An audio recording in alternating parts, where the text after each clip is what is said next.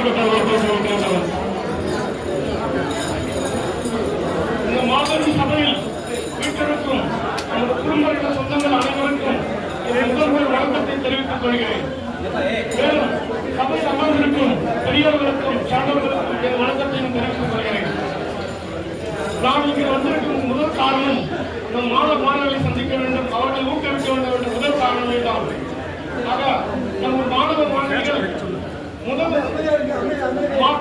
எடுத்திருக்கிறார்கள் 10வது 12வது வகுப்பில்.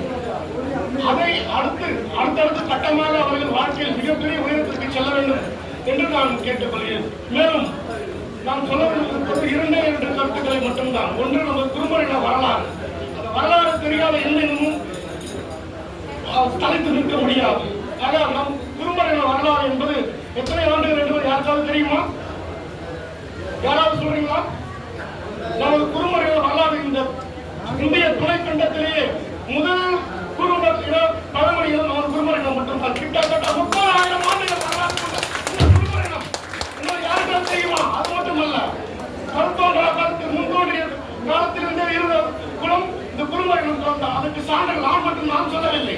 அதற்கு சான்றுகள் தொல்லியல் துறை மூலமாகவும் மற்ற ஆராய்ச்சி மூலமும் அனைவருக்கும் தெரியப்படுத்துவது.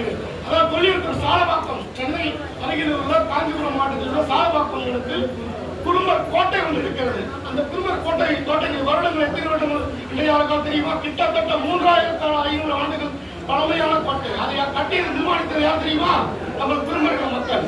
அந்த இவ்வளவு பெரிய பெருமைகள் கொண்ட குறும்பரின மக்கள் தமிழ்நாடு ஒற்றுமையாக இருக்க வேண்டும்.